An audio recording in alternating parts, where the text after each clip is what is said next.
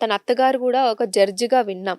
అంటే తను మరణించినప్పుడు కొద్దిసేపటి తర్వాత వాళ్ళు ఇన్ఫార్మ్ చేయడం. అసలు తను జడ్జి అయి ఉండి ముందే ఎందుకు ప్రికాషన్స్ గాని ఏది తీసుకోలేదంటారు? దీన్ని ఎలా చూడాలి అసలు చట్టపరంగా ఏమంటారు మీరు? త్విషా శర్మ ఓన్లీ 2025లో పెళ్లి చేసుకుంది. హ్మ్. అంతకుముందు ఆ అమ్మాయి నోయిడా హ్మ్. హ్మ్. ఒక మంచి మోడల్ అండ్ మూవీస్లో కూడా యాక్ట్ చేసింది. యాక్ట్ చేసింది. ఆ అవును. తర్వాత తను ఆ లైఫ్ కన్నా తనకి ఒక బిజినెస్ విమెన్గా హ్మ్. హ్మ్. హ్మ్. ఉండాలి అనుకుంటూ తర్వాత ఎంబీఏ చేయటం, టెక్నికల్గా ఈ ఎడ్యుకేషన్ పరంగా ఆ రకంగా స్టార్ట్ చేసిన ఆమె ఆన్లైన్లో మేబీ పరిచయం అయినట్టుంది యెస్. సుమంత్ పరిచయమైంది. అనే అవును. అతను. గిరిబాల అని అతని mother. Hmm. She is retired district judge right. Okay. And consumer forum member present okay. Hmm. ఇప్పుడు. హుహు. అయితే ఈ అమ్మాయి చనిపోయిన అంటే ఎవరైనా ఒక మహిళ హ్మ్. పెళ్ళయిన తర్వాత హ్మ్. అసహజ మరణం అంటాం. అంటే అవును. న్యాచురల్ డెత్ కాదు ఆ అమ్మాయిది. అవును. అలా అంటే సస్పీషియస్ డెత్ అంటాం. హ్మ్. అది మనకి ఐపీసీ 304 చెప్తుంది. హ్మ్. హ్మ్. అలానే ఇప్పుడు కొత్తగా వచ్చిన చట్టం బిఎన్ఎస్ అంటాం, భారతీయ న్యాయ సంహిత. అందులో సెక్షన్ 80 చెప్తుంది.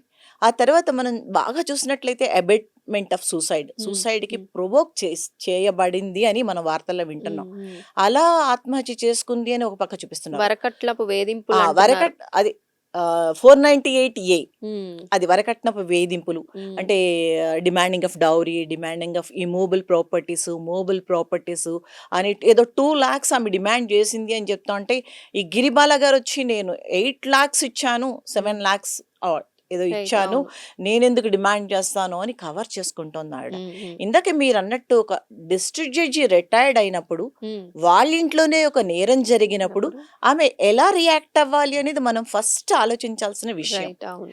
ఎన్ని నెలలు కాకుండా ఒక ఆడపిల్ల ఎన్నో ఆశలతో వెళ్ళి పెళ్లి చేసుకుని, ఆ భర్త సరిగ్గా లేకపోవడాన్ని తను తట్టుకోలేక, హ్మ్. హ్మ్.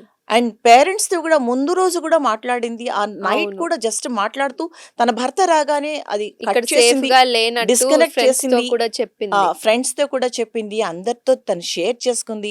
నాకిక్కడ బాలేదమ్మా వచ్చి తీసుకెళ్ళిపో అని కూడా తన హ్మ్. ఆ ట్రామా, హ్మ్. మెంటల్ టార్చర్‌కి గురి చేస్తున్నాడు అనే విషయాన్ని తను చెప్తూనే ఉంది. హ్మ్. Directly or indirectly. ఈ రకంగా చెప్తుంది. అయితే ఎవరు ఊహించలేదు ఇంత తొందరగా ఆ అమ్మాయి 12థ్ మే అనుకుంటానామె యెస్. ఆహ్, అంటే చనిపోయింది. డెడ్ బాడీ అయిపోయి రైట్. అంటే ఆమె ఎలా చనిపోయింది అనేది ఇప్పటికి ఇప్పటి కూడా వరకు ఎవరికీ తెలీదు. క్లారిటీ లేదు. హ్మ్. అయితే ఈ ఈ గిరిబాల అనే అత్తగారు హ్మ్. చనిపోయిన వెంటనే ఒక ప్రెస్ మీట్ కూడా పెట్టారు. ఆహా! ఓకే. అండ్ ఈ అమ్మాయి ఈ త్విషా శర్మ చనిపోయినప్పుడు వాళ్ళ ఇంటి దగ్గర సీసీ ఫుటేజ్‌లో హ్మ్. ఆ అమ్మాయి టెర్రస్ మీదకి వెళ్తున్నట్టు, అవును. ఆ టెర్రస్ మీదకి వెళ్ళిన కాసేపటికి మటికే. అంటే after half an hour I think ఎవరో ముగ్గురు పర్సన్స్ పైకి వెళ్ళినట్టు, ఆ అమ్మాయికి సీపీఆర్ చేసినట్టు కూడా ఉన్నాయి. హుహు. సో, తర్వాత ఇంకొక మాటేంటంటే, ఈ జిమ్ ఎక్సర్‌సైజ్ బెల్ట్ ఏదైతే ఉందో, ఆ బెల్ట్ కూడా అక్కడ ఉంది. హుహు. అంటే ఓకే. ఆ బెల్ట్‌తో ఆమె హ్యాంగ్ జేసుకుంది అనేది ఇంకో కోణం. అని హ్యాంగ్ హ్మ్. చేసుకున్నారో, వెనక నుంచి ఎవరైనా చేశారో కూడా హ్మ్. తెలీదు. హ్మ్. సో, ఇన్ని రకరకాల డౌట్స్ మధ్య అనుమానాస్పద స్థితి మరణం అనగానే ఎప్పుడైనా మనం క్వైట్ న్యాచురల్ మనకు తెలిసిన అంటే ఆవిడొక జడ్జ్. అవును. సో, ఇమ్మీడియేట్‌గా ఏమేం చేయాలి? ఎక్కడెక్కడ ఎవిడెన్సెస్ ఉన్నాయి? ఆ ఎవిడెన్సెస్‌ని ఎలాగా కవర్ చేయాలి? హ్మ్. ఎందుకంటే హ్మ్. ఒకసారి పోలీసులు రంగంలోకి దిగినా, ఇంకెవరైనా ఇన్వెస్టిగేషన్ టీమ్ వచ్చినా ఆమె బయటపడిపోతుంది. కరెక్ట్. సో, తను వెంటనే యాంటిసిపేటరీ బెయిల్‌కి పెట్టుకున్నారు. కొడుకు కూడా యాంటిసిపేటరీ బెయిల్‌కి ఓకే. ప్లాన్ చేసుకున్నారు. అయితే హుహుహుహు. ఆమెకి దొరికింది గానీ, అబ్బాయికి దొరకలేదు. ఓకే. సో, ఇవన్నీ కూడా తను చాలా తెలివిగా చేశాననుకుంది హ్మ్. గానీ, ఒక మరణం అనేది అంత కవర్ చేయలేదు. హ్మ్. ఆ అమ్మాయి సైకలాజికల్‌గా ఏదో బాలేదనడం, హ్మ్. డ్రగ్ అడిక్షన్ ఉందనడం, హ్మ్. ఇవన్నీ కూడా ఎంతవరకు ఫ్యాక్ట్ అనేది మనకు తెలీదు. రీసెంట్‌గా తన హస్బెండ్ చెప్తున్నాడు ఆమెకి బైపోలార్ డిజార్డర్ యెస్. ఉంది అని కూడా అంటున్నారు. మరి అయితే వీటన్నిటికి మించి ఆ అమ్మాయి చనిపోయిన తర్వాత ఇమ్మీడియేట్‌గా ఎఫ్ఐఆర్ రిజిస్టర్ చేయించలేదు. లేదు. అవును. అండ్ హాస్పిటల్‌కి అంటే వెంటనే మనం సీసీ ఫుటేజ్ చెప్పిన అంటే కథనం అది చూసిన వాళ్ళ చెప్పటం ప్రకారం ఏంటంటే చాలా ఆరాంగా స్టెప్స్ దిగుతోంది, ఇలాంటి ఏదైనా జరిగినప్పుడు ఎక్కడ వెంటనే కూడా రియాక్ట్ పెయిన్ అవుతాం. లేదు, ఫేస్ లో కూడా ఆందోళన కనబడట్లేదు అంటున్నారు. సో ఇవన్నీ కూడా వాళ్ళ మధ్య ఎప్పటి నుంచో ఒక రగులుతోంది గొడవ అనేది. పేరెంట్స్ కి ఆ అమ్మాయి చెప్తోంది, ఎందుకంటే అంత మంచి అంటే చాలా స్ట్రాంగ్ ఉంటే తప్ప ఈ అంటే సైకలాజికల్లీ కూడా చాలా స్ట్రాంగ్ ఉన్న అమ్మాయి అయితే తప్ప మోడలింగ్ లో కానీ ఇలా బయట మూవీస్ లో కానీ రావటానికి చాలా డైరింగ్ అండ్ డాషింగ్ ఉండాలి. సో అలా లేకుండా ఆ అమ్మాయి తన లైఫ్ ని తను ఎండ్ చేసుకుంది అంటే తన రిలేటివ్స్ కానీ అందరూ కూడా చెప్పే మాట ఏంటంటే తను అలా చెయ్యదు, she subjected to cruelty. Husband and in-laws మెంటల్గా సైకలాజికల్గా చాలా టార్చర్ చేశారు, చాలా కాలం నుంచి ఆ అమ్మాయిని టార్చర్ చేశారు. ఆ టార్చర్ తట్టుకోలేక చాలాసార్లు ఫ్రెండ్స్తో షేర్ చేసుకుంది, అమ్మ వాళ్ళతో షేర్ చేసుకుంది, అమ్మ నేను ఉండలేకపోతున్నాను, నన్ను తను ప్రెగ్నెంట్ అంటే కన్సీవ్ అయిందని, కన్సీవ్ అయింది, ఆ బేబీ కూడా నాది కాదు అనే టార్చర్ కూడా చేశాడని చెప్పింది మదర్తో.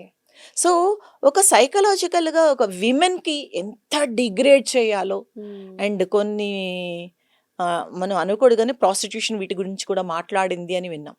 ఆ అమ్మాయి సరైన పద్ధతిలో లేదు, అడిక్షన్ ఉంది, డ్రగ్ అడిక్షన్ ఉంది, వాళ్ళ అత్తగారు కూడా ప్రెస్ మీట్ లో చెప్పినట్టు ఉంది. సో ఇవన్నీ కూడా ఏదైనా ఒకటి జరగగానే చాలా దారులు వెతుక్కుంటారు ఎలా దీని నుంచి బయటపడాలి అని.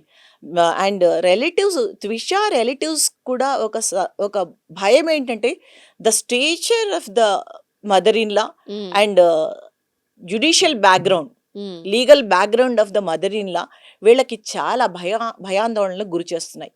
సో ఈ అమ్మాయి ఎలా బయటపడుతుంది, ఆ అమ్మాయి మరణం ఎలా బయటకి రావాలి అనేది చాలా పెద్ద సమస్య అయింది మధ్యప్రదేశ్లో. వాళ్ళ పోలీస్ని కంప్లీట్ సిస్టమ్ని వాళ్ళ చేతిలోకి తీసుకున్నట్టుగా మనం న్యూస్ లో చూస్తున్నాం.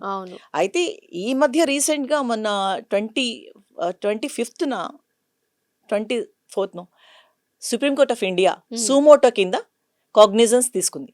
ఓకే, అంటే ఏంటంటే ఎందుకంటే అటాప్సీ పోస్ట్ మార్టం ఏదైతే ఉందో అందులో వచ్చే వివరాలు కూడా కరెక్ట్గా వస్తాయా లేదా అనే సందేహం ఉంది. ఎందుకంటే బాడీ మీద చాలా గాయాలు ఉందని మనకి చెప్పడం విన్నాం.